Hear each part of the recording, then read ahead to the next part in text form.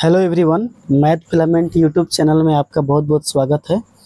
और आज हम लोग पढ़ेंगे क्लास 10th फिजिक्स का कुछ महत्वपूर्ण सवाल। इसके पहले भी हमने एक वीडियो किया है जिसमें आपको मैंने पूरा 20 सवालों को ऑब्जेक्टिव के माध्यम से कॉन्सेप्ट प्लस ऑब्जेक्टिव यानी थ्योरी प्लस और ऑब्जेक्टिव के माध्यम से मैं आपको कॉन्सेप्ट की क्लैरिटी देने की कोशिश कर रहा हूँ।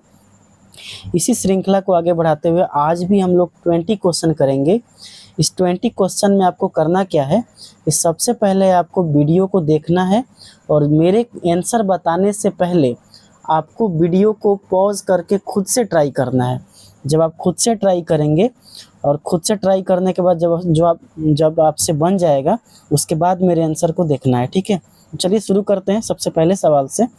सबसे पहला सवाल आपके स्क्रीन पे है। किसी वोल्ट मीटर के स्केल पर, क्वेश्चन है किसी वोल्ट मीटर के स्केल पर 0 से 1 वोल्ट के बीच 20 डिवीज़न चिन्ह है। 20 डिवीज़न चिन्ह है तो आपको बताना है कि वोल्ट मीटर का अल्प मापांक क्या होगा। देखिए दोस्तों, हमने ऐसा सवाल आपको पिछले वाले वीडियो में भी समझाया था, ठीक है ना, कि अल्प मापांक यानी किसी का अल्प मापांक निकालने का क्या तरीका होता है। तो आपको करना क्या है, ऑप्शन भी लिख लीजिए। 0.5 वोल्ट, 0 मैंने आपको 4 ऑप्शन दिया है, हम लोग इसको बाद में देखेंगे। अभी समझिए इसको बनाना कैसे है। सबसे पहले आपको क्या करना है, देखिए स्टार्टिंग कहाँ से, 0 वोल्ट से, ख़त्म कहाँ हो रहा है, 1 वोल्ट पे, ठीक है। तो आप एक बात बताइए, इन दोनों के बीच गैप कितना है। आप गैप तो बता सकते हैं ना। तो गैप निकालते कैसे हैं, सबसे बड़ा कौन है 1 और छोटा कौन है 0। यहाँ से हमने निकाल लिया, गैप हो गया 1। कितना गैप हो गया, 1। अब हम क्या करते हैं, जो गैप होता है, गैप आया 1, अब बाकी उसका विभाजन कितना किया गया है, 20। तो 1/20, ये जो आपका 1/20 है यही आपका अल्प मापांक है। क्या है ये, अल्प मापांक है, ठीक है ना। यानी हम 20 में 1 से जब भाग देंगे तो आपका आंसर आएगा 0.05। यानी हमारा ऑप्शन हो गया, ऑप्शन नंबर सी सही है। ऑप्शन नंबर सी क्या है, सही है, ठीक है। ध्यान समझिए एक बार। तो हमने कैसे निकाला, एक बार और समझा देते हैं। गैप, आपको क्या निकालना है, गैप मतलब 1 - 0 यानी हो गया 1। और उसके बाद से आपका विभाजन चिन्ह कितना है, तो विभाजन चिन्ह है 20, यानी 1/20। 1/20 को जब आप भाग देंगे तो 0.05, ठीक है, 0.05। बात समझ में आ गया। तो ये आपका ऑप्शन नंबर सी क्या हो जाएगा, सही हो जाएगा, ठीक है। आइए अगला क्वेश्चन को देखते हैं। अगला क्वेश्चन हमारा है, निम्नलिखित में से कौन सा विद्युत विभवांतर का एसआई मात्रक है। ऑप्शन है आपके पास वाट, एम्पियर, वोल्ट और ओम। देखिए हमने आपको बताया था कि विभव के बारे में बताया था, पिछला वाला वीडियो आप जरूर जाकर देखेंगे तो आपको कुछ कॉन्सेप्ट के समझ आ जाएगी, ठीक है ना। तो हमने आपको बताया था कि विभव किसे कहते हैं। तो विभव को मैं एक बार और समझा देता हूँ। विभव को कहते हैं हम लोग, अगर किसी जैसे 2 बिंदु हो गए, एक बिंदु हो गया अनंत पर, कहाँ पे रखा गया है ये, अनंत, इसको कहते हैं अनंत, है ना। अनंत से किसी बिंदु को अगर हम किसी पी बिंदु पे लाना चाहते हैं, कोई +1 चार्ज है, इकाई आवेश है। कैसा आवेश है ये, एकांक आवेश, इसको हम कहते हैं एकांक आवेश, ठीक है। एक बार यहाँ पे ध्यान समझिए। जैसे हमने क्या किया, एक अनंत में बिंदु है, कोई अनंत पर बिंदु है और हम इस अनंत बिंदु पर इसको हम लाना चाहते हैं पी पर। कहाँ लाना चाहते हैं, पी पर। तो एकांक आवेश को जब आप अनंत बिंदु पर लाते हैं, देखिए एकांक आवेश, और यहाँ भी प्लस चार्ज है ना, और यहाँ भी प्लस चार्ज है। तो 2 प्लस चार्ज को जब पास में आप लाएंगे तो आपको पता है कि ये इसको इधर फेंकेगा और ये इसको इधर फेंकेगा, यानी दोनों एक दूसरे को दूर भगाएगा। अगर दोनों एक दूसरे को दूर भगाएगा, इसका मतलब अगर हम सेम आवेश के बीच दो अगर आवेश है और वो सेम है, मतलब उसका चिन्ह समान है, जब उस एकांक आवेश को अनंत बिंदु से किसी निश्चित बिंदु तक लाने में आपको कार्य करना पड़ेगा, और जो आप कार्य करते हैं वही क्या कहलाता है, विभव। क्या कहलाता है, और इसीलिए विभव का फॉर्मूला हो जाता है कार्य बट्टा आवेश। क्या हो जाता है, कार्य बट्टा आवेश, ठीक है। तो विभव का फॉर्मूला क्या हो गया, कार्य बट्टा आवेश। तो हमने यहाँ पे लिखते हैं विभव बराबर कार्य बट्टा आवेश, ठीक है, कार्य बट्टा आवेश।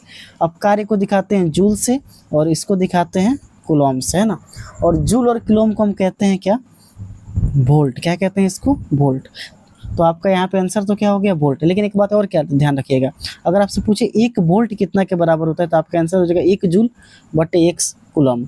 1 जूल बटे 1 कूलम क्या होता है, 1 वोल्ट के बराबर होता है। बात समझ में आ रही है आपको? चलिए, और इस कुछ ऑप्शन भी आपको दिया गया, मैं उसको समझा देता हूँ। ये जो वाट आपको दिखाई दे रहा है, ये शक्ति का मात्रक है। किसका मात्रक है? ये शक्ति का मात्रक है, जिसको हम कहते हैं पावर। क्या कहते हैं? पावर। एम्पियर आपको जो दिखाई दे रहा है, इसको धारा का मात्रक है, जिसको हम कहते हैं करंट। क्या कहते हैं? करंट। और आपको यहाँ पे दिखाई दे रहा है वोल्ट, तो बताई दिया विभव। विभव का भी मात्रक है ये, और विभवांतर का भी मात्रक है, ठीक है। और ओम मात्रक है प्रतिरोध का।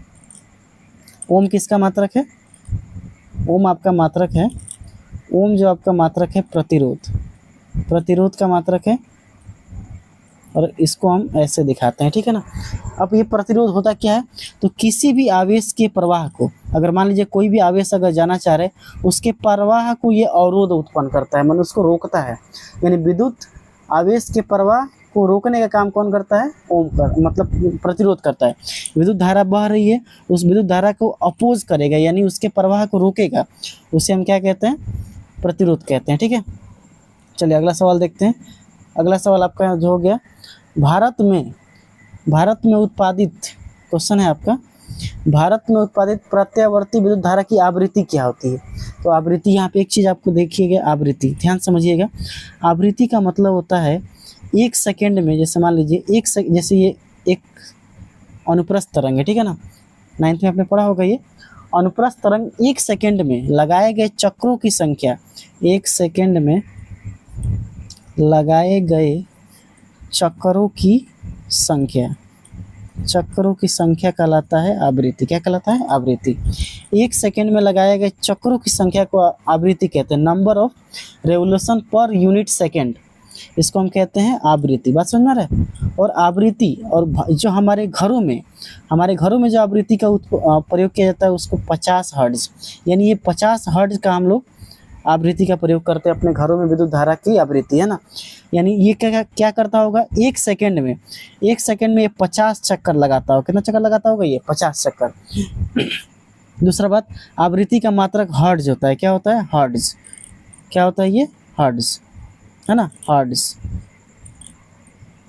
ठीक है। आवृत्ति का मात्रक क्या होता है? हर्ट्ज होता है, हर्ट्ज। इसको हम दिखाते हैं HZ से, ठीक है। आइए अगला सवाल देखते हैं। अगला सवाल कर रहा है, 1 माइक्रो एम्पियर विद्युत धारा निम्नलिखित में से कौन सी है? तो कह रहा है ये होगा option A 10⁻⁻4 ampere, 10⁻⁻5 ampere, 10⁻⁻6 ampere, 10⁻⁻7 ampere. अब ध्यान समझिएगा, जब भी आपसे पूछे 1 माइक्रो एम्पियर, माइक्रो को हम ऐसे दिखाते हैं, तो 1 माइक्रो एम्पियर बराबर होता है 10⁻⁻6 एम्पियर। कितना होता है? 10⁻⁻6 एम्पियर। ये आपको समझ में आ गया। अब थोड़ा और मैं आपको समझा देता हूँ, ठीक है। अगर आपसे पूछेगा 1 माइक्रो एम्पियर, क्या पूछेगा? तो आप आंसर होंगे 10⁻⁻6 एम्पियर। अगर आपसे पूछेगा 1 नैनो एम्पियर, 10⁻⁻9 एम्पियर, नैनो और 9। अगर आपसे पूछेगा 1 पीको एम्पियर, तब हो जाएगा 10⁻⁻12 एम्पियर, ठीक है। तो ये हो सकता है कि अगले ऑब्जेक्टिव में आपसे ये भी पूछा जा सकता है। माइक्रो तो हो गया 10⁻⁻6 यानी 10⁻⁻6 एम्पियर, नैनो एम्पियर हो गया 10⁻�9 एम्पियर, और पीको एम्पियर हो गया 10⁻�12 एम्पियर, ठीक है। तो इसका आंसर तो आपको पता है ना, इसका आंसर क्या हमने बताया, 10⁻⁻6 एम्पियर। चलिए बढ़ते हैं अगले सवाल पर। अगला सवाल देखिए क्या कर रहा है। अगला सवाल है आपके सामने, 1 किलोवाट घंटा बराबर होता है, बहुत ही अच्छा सवाल है। देखिए 1 किलोवाट घंटा, 1 किलोवाट घंटा, इसको हम लिखते हैं 1 kWh। ये होता है 3.6 10⁵ जूल के बराबर। कितना होता है? 3.6 10⁵ जूल के बराबर। और इसको हम कहते हैं 1 यूनिट। कितना कहते हैं? 1 यूनिट, ठीक है। 1 यूनिट के बराबर होता है, यानी 1 यूनिट को हम कहते हैं 1 किलोवाट घंटा, ठीक है। तो 1 किलोवाट घंटा किसके बराबर होता है? 1 यूनिट के बराबर। अगर आपसे ये पूछा जाए तो ये भी ऑप्शन लगा सकता है ना। अगले सवाल में आपसे ये भी पूछा सकता है कि 3.6 × 10⁵ जूल कितने के बराबर होता है? तो 1 यूनिट के बराबर हो सकता है। ऑप्शन में ये भी दे सकता है कि 1 किलोवाट घंटा के बराबर हो सकता है, तो आप टिक लगा दीजिएगा, ठीक है। चलिए आगे बढ़ते हैं। अगला सवाल आपके सामने है, एक अश्व शक्ति बराबर होता है, बहुत ही आसान सवाल है। एक अश्व शक्ति यानी एक अश्व शक्ति, एक अश्व शक्ति जिसको हम कहते हैं हॉर्स पावर। क्या कहते हैं? Horse power. हिंदी में कहते हैं अश्व शक्ति। क्या कहते हैं इसको? अश्व शक्ति। ये होता है 746 वाट के बराबर। कितने के बराबर होता है? 746 वाट के बराबर। तो ऑप्शन नंबर ए क्या हो जाएगा? सही हो जाएगा। चलिए अब नेक्स्ट क्वेश्चन देखते हैं। नेक्स्ट क्वेश्चन कह रहा है, धारा मापने में किसका प्रयोग करते हैं? ये क्वेश्चन हम लोग पीछे भी पढ़े थे। तो धारा मापने में हम करते हैं एम्पियर का प्रयोग। किसका प्रयोग करते हैं? एम्पियर। अब यहाँ से समझिए, थोड़ा एम्पियर के बारे में आपको समझाता हूँ। एम्पियर क्या होता है? एम्पियर से क्या मापते हैं हम? धारा मापते हैं। क्या मापते हैं? धारा। और क्या इसके बारे में समझेंगे। एम्पियर जो होता है इसको हम श्रेणी क्रम में जोड़ते हैं। किस क्रम में जोड़ते हैं? श्रेणी क्रम में। यानी जिस उपकरण का आपको धारा मापना है, जिस उपकरण से बहते हुए या प्रवाहित होते हुए धारा को मापना है आपको, तो उसको आप जोड़ दीजिएगा श्रेणी क्रम, जिसको इंग्लिश में हम कहते हैं सीरीज। क्या कहते हैं? सीरीज। दूसरा बात, इसका जो प्रतिरोधकता होता है, प्रतिरोधकता, इसका जो प्रतिरोधकता होता है वो बहुत ही कम होता है। बहुत ही क्या होता है? कम होता है। इसका प्रतिरोधकता क्या हो जाएगा? बहुत ही कम होगा। और चालकता कहेंगे तो इसकी चालकता क्या हो जाएगी? बहुत ही ज़्यादा। बात समझ में रहा है? इसको संकेत, इसका संकेत है ए, और ऐसे कर दीजिए प्लस माइनस। ये आपका क्या हो गया? संकेत। अरे क्लियर आपको समझ में? तो ये आपका हो गया संकेत। तो ये आपको मैंने एमीटर के बारे में इतना कुछ समझा दिया। अब थोड़ा मैं वोल्ट मीटर को समझाता हूँ। वोल्ट मीटर से हम मापते हैं विभवांतर। क्या मापते हैं? विभवांतर। ध्यान से समझ से चलिए। विभवांतर को हम दिखाते हैं वी और प्लस माइनस। ठीक है, ये उसका नोटेशन हो गया, संकेत हो गया। विभवांतर को हम जोड़ते हैं समानांतर क्रम में। किस क्रम में जोड़ते हैं? समानांतर क्रम में। ठीक है, इसको समानांतर क्रम में जोड़ा जाता है। ठीक है, और एक और बात, इसकी अगर प्रतिरोधकता की बात करेंगे, प्रतिरोधकता, देखिए प्रतिरोधकता का मतलब क्या होता है? जो विद्युत धारा के प्रवाह को रोके। अब बताइए, वोल्ट मीटर में अगर मान लीजिए कोई उपकरण है, यहाँ से मैं समझाता हूँ आपको, मैं इसको एक बार और समझाता हूँ ना। प्रतिरोधकता क्या होता है? इसका ज़्यादा होता है। और चालकता क्या होता है? कम होता है। अभी के लिए इतना याद रखिए, मैं इसको अभी आपको समझाता हूँ। चालकता क्या होता है? कम होता है। ठीक है, अब मैं आपको समझाता हूँ इस चीज़ को। देखिए वोल्ट मीटर के ध्यान समझिएगा। वोल्ट मीटर को मान लीजिए कोई बल्ब है। ठीक है, ये बल्ब हो गया, और इस बल्ब से हम मापना चाहते हैं कि इस बल्ब से होकर कितना वोल्टेज बह रहा है। तो हम किसको लगा देंगे? इससे समानांतर क्रम में लगा देंगे वोल्ट मीटर को। ठीक है, अब एक बात बताइए, मान लीजिए यहाँ से बल्ब जुड़ा हुआ है। ठीक है ना, ये मान लेते हैं बैटरी है, ये मान लेते हैं बैटरी है, ये हो गया आपका बैटरी। ठीक है, ये बैटरी से हमने जोड़ दिया। अब यहाँ से जब धारा बहेगी तो ऐसे धारा बहेगा, धारा बह के जाएगा। तो एक बात बताइए, धारा को यहाँ जब धारा आएगी तो उसको दो रास्ते मिलेंगे, एक रास्ता ये मिलेगा, एक रास्ता ये मिलेगा, है ना। अब एक बात बताइए, अगर आप धारा को दो भागों में यहाँ बांट देंगे, अगर धारा यहाँ से भी बहने लग गया तो दिक्कत हो जाएगा, क्योंकि जब हमको तो मापना है यहाँ से कितना वोल्ट, मतलब कितना वोल्टेज है इसका। और वोल्टेज निकालने का तरीका क्या होता है? V बराबर IR। अगर आपने करंट को ही कम कर दिया, करंट को बांट दिया, तो क्या हम यहाँ पे एग्जैक्ट वोल्टेज को बता सकते हैं? नहीं बता पाएंगे। तो हम क्या करते हैं उस केस में? हम करते हैं कि वोल्ट मीटर का जो प्रतिरोधकता होता है R, इसको हम बहुत ज़्यादा कर देते हैं, यानी यहाँ से करंट जा ही ना पाए, इतना प्रतिरोधकता कर दीजिए इसमें यहाँ से करंट बह ही ना पाए। सारा का सारा करंट यहाँ से नहीं बहे, सारा का सारा करंट यहीं से बह कर ऐसे आ जाए। तो हम आसानी से इस वोल्ट मीटर के माध्यम से इस बल्ब में कितना वोल्टेज दिया है ये हम पता कर लेंगे। ठीक है, इसीलिए हमेशा वोल्ट मीटर की प्रतिरोधकता कम होती है, ज़्यादा होती है। और प्रतिरोधकता ज़्यादा होगा तो इसकी चालकता उल्टा होता है। प्रतिरोधकता ज़्यादा तो चालकता क्या हो जाएगी? कम। क्लियर है यहाँ तक? ठीक है, सेम टू सेम यहाँ पे ए मीटर का भी केस आपको समझा देता हूँ। इसमें हम जैसे जिसका भी हमको धारा मापना है, मान लीजिए इस बल्ब से होके हमको धारा को मापना है। ठीक है ना, इस बल्ब से होकर धारा को मापना है, तो हम क्या करेंगे? इसके समानांतर एक ए मीटर लगा देंगे। क्या लगा देंगे? एक ए मीटर लगा देंगे, एक ए मीटर लगा देंगे। ठीक है ना, ध्यान समझिए थोड़ा सा। हम लगा देंगे एक ए मीटर। ठीक है, ए मीटर हमने लगा दिए प्लस माइनस। अब हम देखिए, अब यहाँ से धारा बहेगी, धारा बहेगी, धारा बहेगी। अब मान लीजिए सोच के देखिए, अगर यहाँ पे आपने प्रतिरोधकता ज़्यादा ले लिया, प्रतिरोधकता अगर आपने ज़्यादा ले लिया तो दिक्कत क्या है, जैसे आप प्रतिरोधकता ज़्यादा लेंगे तो करंट यहाँ से तो जाएगा, लेकिन यहाँ से होके बहबे नहीं करेगा। तो जब करंट ही नहीं बहेगा तो आप कैसे उसको धारा माप पाएंगे। इसीलिए हम प्रतिरोधकता ज़्यादा नहीं करते हैं, कम करते हैं। और जैसे ही प्रतिरोधकता कम हो तो चालकता क्या हो जाएगा, ज़्यादा। चालकता क्या हो जाएगा, ज़्यादा। ठीक है, बात समझ में आ गया ना। पूरा क्लियर आपको मैंने एमीटर और वोल्टमीटर के बारे में समझा दिया। मुझे नहीं लगता कि अब आपको कोई दिक्कत होनी चाहिए। आप इसमें ऑप्शन क्या हो जाएगा, एमीटर। एक और बात मैं आपको समझा देता हूँ, यहाँ पे ध्यान समझ लीजिए। दोनों में अंतर पूछा जाता है, एमीटर और वोल्टमीटर में अंतर पूछा जाता है ना। तो मैं आपको थोड़ा समझा देता हूँ क्या क्या होगा, क्या कैसे लिखेंगे आप। देखिए, एमीटर क्या नापता है, विद्युत धारा। क्या नापता है, विद्युत धारा। और वोल्टमीटर क्या नापता है, विभवांतर। ठीक है, पहला अंतर। दूसरा, इसका सिंबल क्या होता है, ऐसे करके होता है ना, और इसका सिंबल क्या होता है, ऐसे होता है। बस समझा गया, दूसरा अंतर हो गया। तीसरा अंतर समझिए, तीसरा अंतर क्या हो गया, इसको हम एमीटर को किस में जोड़ते हैं, एमीटर को हम जोड़ते हैं श्रेणी क्रम में, और इसको किस में जोड़ते हैं, वोल्टामीटर नहीं होगा, वोल्टमीटर को किस में जोड़ते हैं, समानांतर क्रम में। ठीक है, समानांतर क्रम में। एमीटर जो होता है, इसकी प्रतिरोधकता क्या होता है, कम। प्रतिरोधकता क्या होता है, कम, तभी आसानी से करंट बहेगा। और इसकी प्रतिरोधकता उल्टा क्या हो जाएगा, ज़्यादा। इसकी चालकता क्या हो जाएगा, चालकता क्या हो जाएगा, इसकी प्रतिरोधकता कम हो गई तो इसकी चालकता क्या हो जाएगी, ज़्यादा। और इसकी प्रतिरोधकता ज़्यादा हो गई तो चालकता क्या हो जाएगी, कम। उम्मीद है आपको समझ में आया होगा। चलिए अगले क्वेश्चन पे देखते हैं। प्रतिरोध का SI मात्रक क्या होगा, बताइए, ओम होगा। आपको मैंने अभी बताया प्रतिरोध का SI मात्रक क्या हो जाएगा, ओम। लेकिन एम्पियर का किसका होगा, प्रतिरोध। एम्पियर किसका होगा, एम्पियर हो जाएगा विद्युत धारा का, है ना। वाट किसका होगा, शक्ति का। वाट किसका हो जाएगा, शक्ति का। क्लियर है यहाँ तक। चलिए नेक्स्ट अगला देखते हैं। अगला क्वेश्चन क्या कर रहा है, अगला क्वेश्चन कर रहे, देखिए अभी मैंने आपको समझाया था ना, 1 वोल्ट किसके बराबर होता है।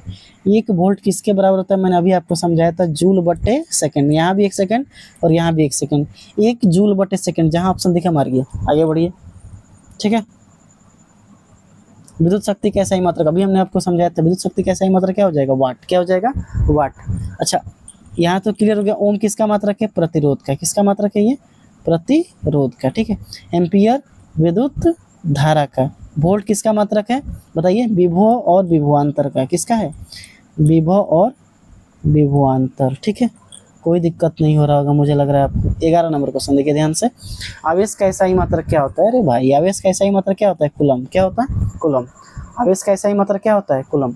अच्छा, वोल्ट किसका मात्रक है, विभव और विभवांतर। बताया ना अभी मैंने, विभव और विभवांतर। ठीक है, ओम किसका मात्रक है, तो प्रतिरोध। किसका मात्रक है ये, प्रतिरोध। प्रतिरोध का मात्रक है। जूल किसका मात्रक है, तो ऊर्जा का मात्रक है। किसका मात्रक है ये, ऊर्जा का मात्रक। कोई दिक्कत यहाँ तक, बताइए। चलिए अगला सवाल देखते हैं। अगला, कौन सा विद्युत का सर्वोत्तम चालक, सुचालक है। तो देखिए, सबसे अच्छा सुचालक की बात करेंगे। सुचालक का मतलब क्या होता है, वैसा तत्व या वैसा पदार्थ जिससे होकर विद्युत धारा आसानी से प्रवाहित करे। अब मैं आपको यहाँ पे 3 चीज़ें बताऊंगा, आप बहुत ध्यान से समझिएगा। सुचालक मतलब होता है धारा आसानी से बहे, धारा आसानी से बहे, है ना, धारा आसानी से क्या हो, बहे। दूसरा चीज़, एक और बात समझिएगा, जब धारा आसानी से बहेगा इसका मतलब उसकी प्रतिरोधकता क्या होनी चाहिए, कम। अरे भाई, रोकने वाला कोई नहीं होगा तब ना धारा आसानी से बहेगा। तो प्रतिरोधकता क्या होनी चाहिए उसका, कम। लेकिन चालकता क्या होना चाहिए, चालकता ज़्यादा होना चाहिए। चालकता क्या करता है, ये प्रतिरोध के प्रवाह, विद्युत धारा के प्रवाह को क्या करता है, बढ़ाता है। ठीक है, और एक बात समझिए, अच्छा सुचालक की बात करेंगे तो आपको हो जाएगा चांदी। क्या हो जाएगा, चांदी सबसे अच्छा। उसके बाद आपको क्या हो जाएगा, चांदी। देखिए गड़बड़ हो गया यहाँ पे, है ना। सबसे अच्छा सुचालक क्या हो जाएगा, चांदी, फिर कॉपर, और उसके बाद क्या हो जाएगा, एल्युमिनियम। क्या हो जाएगा, एल्युमिनियम। तो सबसे अच्छा हो जाएगा चांदी, तांबा, एल्युमिनियम। फिर से सुन लीजिए, चांदी, तांबा, एल्युमिनियम। एक बार और समझिए, सबसे अच्छा सुचालक कौन है, तो सबसे अच्छा है कॉपर, जिसको हम कॉपर कह रहे हैं। देखिए फिर गड़बड़ हो गया, सबसे अच्छा सुचालक कौन है, तो पहला है कौन सा, चांदी, कॉपर और एल्युमिनियम। चांदी, कॉपर और एल्युमिनियम। अब देखिए इसीलिए घरों में अधिकांश पे आप देखते, घरों में अगर आपको तार तार वगैरह लगाना है, वायरिंग कराना है, तो आप हो सके तो क्या लगा दीजिए, चांदी का लगा दीजिए। लेकिन यार चांदी का लगा तो देंगे, लेकिन इसमें महंगा बहुत ज़्यादा हो जाएगा। पता चला आपका घर का वायरें नोच के लेके चला गया सब, है ना, क्योंकि चांदी महंगा है। आराम से नोच के लेके चला गया, बेच दिया उसको, कोई फायदा होगा? इसीलिए हम चांदी का प्रयोग नहीं करते हैं। चांदी का प्रयोग नहीं करेंगे तो किसका प्रयोग करेंगे? कॉपर का। और कॉपर से भी सस्ता होता है एल्युमिनियम। तो अधिकांश घरों में आपको एल्युमिनियम का वायर लगा हुआ दिख जाएगा, ठीक है। तो घरों में लगाने के लिए सबसे सस्ता वायरिंग के लिए क्या प्रयोग कर सकते हैं? एल्युमिनियम, ठीक है। आगे बढ़िए। विभवांतर मापने वाले यंत्र क्या कहते हैं? Volt meter. आगे बढ़िए, अब हम समय नहीं देंगे आपको। आमीटर को विद्युत परिपथ में कैसे जोड़ा जाता है? अभी मैंने आपको बताया था, श्रेणी क्रम। एक कूलम आवेश में कितने प्रोटॉन बनता है? देखिए, एक कूलम आवेश में इलेक्ट्रॉन कितने बनते हैं? तो 6.25 10 का पावर 18। तो जितने इलेक्ट्रॉन होते हैं उतने ही प्रोटॉन होते हैं। 6.25 10 का पावर 18। देखिए सुन दोस्तों, 15 नंबर सवाल देखते हैं। एक कूलम विद्युत आवेश में कितने कितने प्रोटोनों से बनता है? तो मैंने आपको पिछले ही वीडियो में समझाया था कि एक कूलम हो या 1 एम्पियर हो, उसमें इलेक्ट्रॉन कितने बनते थे? तो 6.25 10 का पावर 18। याद आ रहा है? इलेक्ट्रॉन। और जितने इलेक्ट्रॉन होते हैं उतने ही क्या होते हैं? प्रोटॉन। क्या होते हैं? प्रोटॉन। तो 10 का पावर 18 प्रोटॉन। तो ऑप्शन नंबर कौन सा हो जाएगा? सी। चलिए नेक्स्ट अगला क्वेश्चन देखते हैं। अगला क्वेश्चन क्या कर रहा है? कह रहा है किसी चालक के छोरों के बीच विभवांतर और प्रतिरोध और धारा से के बीच का प्रवाहित धारा के बीच संबंध है। देखिए, ये आपका हो गया प्रतिरोध, यहाँ से धारा बह रहा है आई, और इसके बीच का जो विभवांतर है उसको हम मान लेते हैं कितना? भी। कितना मान लेते हैं? भी। ओम के नियम से याद कीजिए, ओम के नियम से क्या होता है? भी बराबर आई आर। भी बराबर आई आर, बटा वाला दिया है। अब देखिए, भी बराबर आई आर, अब ध्यान समझिएगा, यहाँ पे खेला किया है। भी बराबर आई आर, आई बराबर से पहले निकालते हैं ना, आई को यहीं रन देते हैं, तो आपका हो जाएगा भी यहाँ पे, आर नीचे। आई बराबर भी बट्टे आर, कहीं है आप हैं? आई बराबर, ये तो गलत हो गया, ठीक है। अगला देखिए, ऑप्शन नंबर ए गलत हो गया ना। अब देखिए, भी बराबर आई आर, यही है ना, भी बराबर आई आर। देखिए यहाँ पे जरा आर निकालते हैं, आर बराबर क्या हो जाएगा? भी आई, आई नीचे आ जाएगा तो भी बटे आई, तो आर बराबर भी बटे, एक ही ऑप्शन है, तो ये भी गलत हो गया, ये भी गलत हो गया ना। तो ऑप्शन नंबर सी क्या है? सही है। ऑप्शन नंबर सी क्या है? सही है। अगला क्वेश्चन बड़ा ही महत्वपूर्ण क्वेश्चन है, मैंने उस वीडियो में भी आपको समझाया था और यहाँ भी एक बार समझा दे रहा हूँ। जब भी एन प्रतिरोध को आप जोड़ेंगे समानांतर में, किसमें जोड़ेंगे? समानांतर में, तो आपका आंसर हो जाएगा आर इक्विवेलेंट बराबर आर बट्टे एन। जितना प्रतिरोध है वो नीचे आ जाएगा, है ना, आर बट्टे एन। तो ये आपका हो गया आर बट्टे एन। लेकिन एक और बात यहाँ समझ जाइए, मान लीजिए 3 प्रतिरोध है ना, और उसको हमने जोड़ दिया समानांतर क्रम में, तब कितना आंसर होगा? तो आर बट्टा 3। अच्छा, और एक और बात समझिए, मान लीजिए 10 प्रतिरोध है, उसको हमने जोड़ दिया समानांतर क्रम में, तब कितना होगा? तो आर बट्टा 10, ठीक है। लेकिन यहाँ तो एन था ना, तो एन प्रतिरोध को समानांतर क्रम में जोड़ा तो कितना हो जाएगा? आर बट्टे एन। यहाँ ऑप्शन नंबर क्या हो जाएगा? सी। एक और बात समझ लीजिए यहाँ पे, अगर समानांतर क्रम ना देकर, हो सकता है कि श्रेणी क्रम दे दिया, श्रेणी क्रम, तब तो बच्चा फंसेगा। तब क्या होगा? अगर मान लीजिए कि 2 प्रतिरोध है, तब उसका आंसर होता है 2R। कितना होता है? 2R, 2 प्रतिरोध। अगर 3 है तो 3R। अगर 4 है, ध्यान समझिएगा, 4 है तो 4R। समतुल्य प्रतिरोध की बात कर रहे हैं ना। अगर 5 है तो 5R, लेकिन अगर n होगा तो NR। याद रखिए कितना होगा? NR। तो उससे अगर श्रेणी क्रम यहाँ पे पूछ देता तो ऑप्शन क्या हो जाता है? NR। लेकिन यहाँ पे पूछा क्या है? समानांतर क्रम, इसलिए ऑप्शन क्या है? R बट्टा N। चलिए आगे बढ़िए। 18 नंबर क्वेश्चन देखिए, ध्यान से देखिएगा। 18 नंबर क्वेश्चन, किसी कुंडली के प्रतिरोध का सूत्र ज्ञात करने का तरीका क्या है? याद कीजिए, भी बराबर आई आर, ओम का नियम। क्या निकालना है आपको? प्रतिरोध। इसको यहीं रन दीजिए, नीचे भेजिए, भी आई नीचे गया तो भी बट्टा आई, आर बराबर क्या हो गया? भी बट्टा आई। एक ही ऑप्शन में है, आर बराबर भी बट्टे आई, ऑप्शन नंबर बी। नेक्स्ट अगला क्वेश्चन, इन सब क्वेश्चन में जान है जी। 1 किलोवाट 1 किलोवाट निम्नलिखित में से किसके बराबर होता है? देखिए अभी हमने आपको बताया था 1 किलोवाट किसके बराबर होता है? 3.6 10⁻6। अच्छा वहाँ पे हमने 5 लिख दिया, तो ध्यान रखिएगा 3.6 और 10⁻6 जूल के बराबर होता है 1 किलोवाट। 1 किलोवाट जिसको हम कहते हैं 1 यूनिट, कितना कहते हैं? 1 यूनिट। ठीक है, ऑप्शन नंबर सी क्या है? सही है। क्वेश्चन नंबर आज के एपिसोड का लास्ट क्वेश्चन है, किस निम्नलिखित में से कौन सा पद विद्युत परिपथ में विद्युत शक्ति को निरूपित नहीं करता है? बड़ा अच्छा सवाल है, ठीक है ना, ध्यान समझिएगा। याद आ रहा है आपको? पावर मने भाई, याद आ रहा है? पावर मने भाई, यही था ना। अब पावर का फॉर्मूला जितना है उतना लिख लीजिए। एक फार्मूला बताए थे I²R, याद करो। एक फार्मूला बताए थे V²/R, बोलना नहीं है। 3 फार्मूला बताया था। अब बताइए पावर निकालना है क्या? विद्युत पावर की शक्ति को निरूपित नहीं करता, तो I²R तो होकवे करता है, तो ये तो ठीक है। VI तो होकवे करता है, V²R होकवे करता है, तो यही तो नहीं होता है ना। इसका मतलब यहाँ पे ऑप्शन नंबर बी क्या है? करेक्ट है। तो ये था आपका टोटल का टोटल 20 सवाल। उम्मीद है कि आपको यह वीडियो अच्छा लगा होगा। अच्छा लगता है तो इस वीडियो को और भी अपने दोस्तों के साथ शेयर करें और बताएं कि हमारे चैनल पे आपको ऑब्जेक्टिव डेली कराया जा रहा है। इसी के साथ मिलेंगे अगले क्लास में, तब तक के लिए जय हिंद।